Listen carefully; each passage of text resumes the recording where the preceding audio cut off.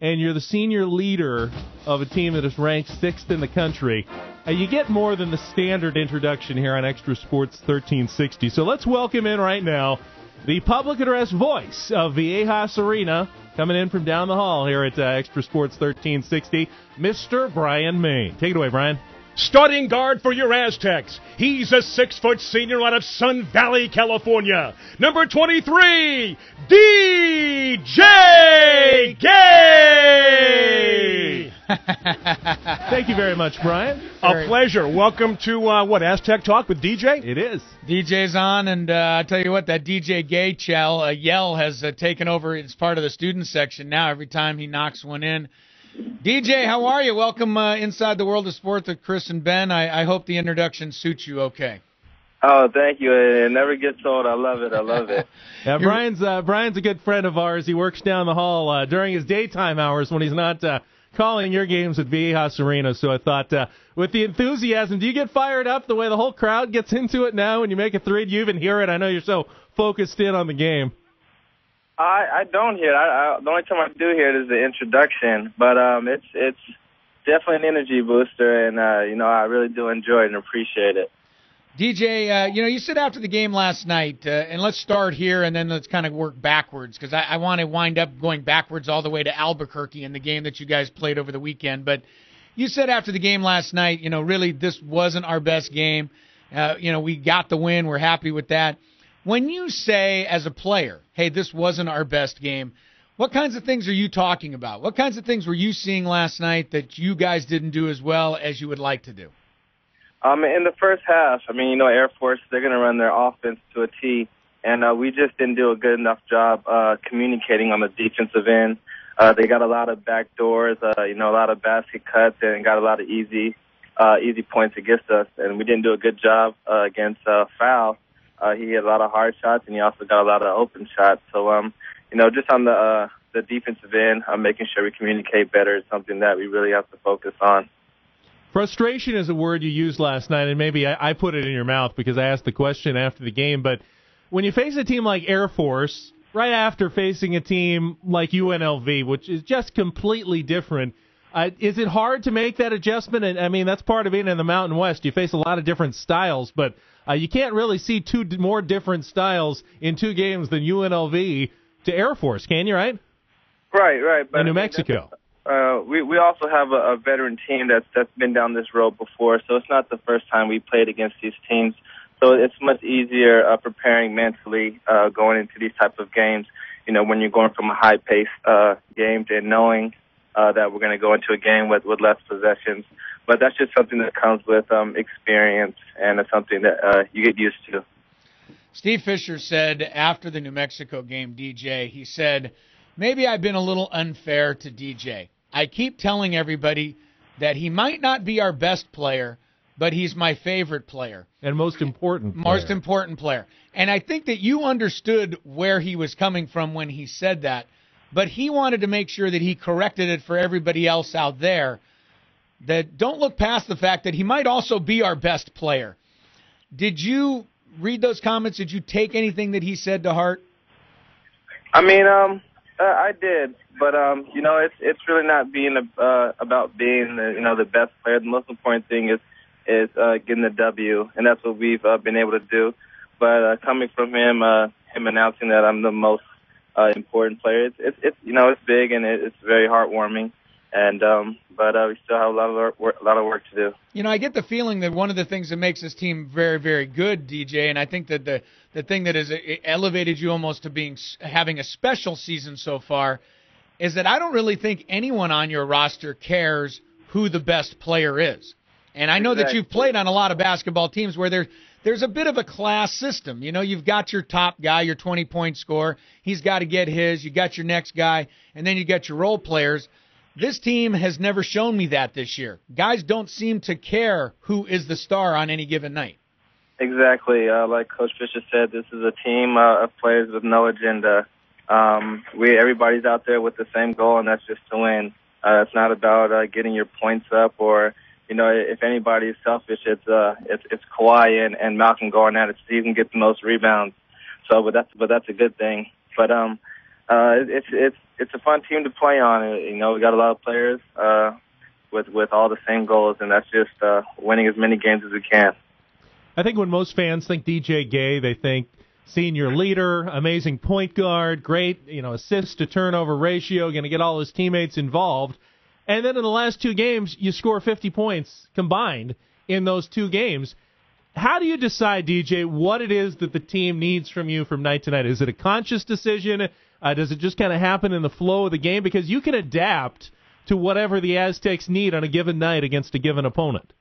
Right. It's just a game of reads. At first, when I go out there, my first thought is, we have to get our big guys touches. We need them in the game. Kawhi, he's going to get his touches, and we got to make sure that, everybody in the gym knows that those guys can't be guarded. And once we see that, maybe the energy is a little low, or they're having a hard time struggling, or our bigs are getting a double team, that's when my offensive aggressiveness just kind of takes over. So it's all about just reading the game flow, and knowing when to take over or when to, get the ball to the right person. DJ Gay is with us from the San Diego State Aztecs. Aztecs have, do you get a couple of days off here to recharge the batteries? You don't play this weekend. Does he give you 1 day off at least, or no? Right yeah. Back. What? We have today off, and we're back at it tomorrow. Back at it. Get ready for the BYU game, and of course, that's the one everybody's been looking forward to and excited about, and going up against Jimmer Fredette. However, I think we're here to say, Ben, that Jimmer Fredette does have good range. But I don't know that he's hit the longest jump shot in the Mountain West Conference this year. I think the longest jump shot in the Mountain West Conference this year was hit by DJ Gay in the game at Albuquerque. First of all, ending the first half, DJ, you could have taken a couple of more steps. You actually had another second or two. But I guess once it went in, you were glad that you shot it from where you did. Yeah, absolutely. I mean, I didn't even know the ball went in until I looked over and saw the team jumping up and down. The guy cut in front of me, so I never saw it go in. But when it left my hands, it felt good, looked good. But like I said, never got a chance to see it go in. How many of those do you make? Do you practice them from time to time at the end of practice, those half-court heaves? Do you throw a few up there once in a while? Yeah, we all do. When we're all messing around, we all practice on taking those last-second shots from half-court, all in good fun. Yeah. Kind of unfair because when they bring the student out to do it, they can win like a new car or, scholarship and books. What did DJ get? 3 points? That's all? I mean, it should have at least been worth 4. Come on. All they gave him was 3 points. Well, here's the thing that I thought that I really loved about, him making that shot to end the first half against New Mexico, because it was your 4th consecutive 3 right at the end of the half. So you'd been hot. You made 3 in a row. Then we know now you're into the unconscious range because you hit one from half court. And you guys go in at halftime, and at least the way it's been told to me, Steve Fisher sits you guys down and says, well, if they think that was something, first play of the second half, here's our play. And we are diagramming to set DJ up for another 3. And you went out and made that to open the second half. That, my friends, is a coach really understanding his guys, his players, and doing things almost in a way of giving back to you guys and knowing that he trusted you to start the second half by calling your number again. Absolutely. Coach Fisher, he knows what he's doing. He's been there before. And like you said, he knew who had the hot hand, and he went in there, drew up the play, and we just executed it. But he's a great coach, and couldn't ask for anything better. DJ, let's look ahead to BYU next Wednesday in Provo. Certainly, you guys haven't even practiced really about BYU yet, so not game plan necessarily, just kind of the emotional level. A game that big, certainly the biggest regular season game in Mountain West Conference history, right? At least in terms of the ranked level of the opponents going at it. Never happened before, 2 top 10 teams colliding in this conference. A place to play that is among the most difficult in all of college basketball at the Marriott Center. Just how do you feel like emotionally you guys are going to handle going into that one? I think we're going to be fine. Our schedule that we had this year prepared us for, a games just like this, going to Gonzaga, playing in the pit, playing in empty gyms, playing in full gyms, playing in, gyms that, people just don't lose in, just like, at BYU. So I think the team is going to be well prepared, and we're going to go in there and try our best. DJ Gay is with us. DJ, what's kind of the craziest thing that you've seen or what's happened in terms of the response that you or your teammates have seen on campus at San Diego State or in the community of San Diego? Now, just if you're out and about and people, I imagine people are even starting to recognize you guys from time to time. These are things that you've been here 4 years. I mean, you've never had this kind of attention. Give me some of the stuff that you've noticed as this year has gone along that has made you realize, wow, we are really, really making an impact on this town.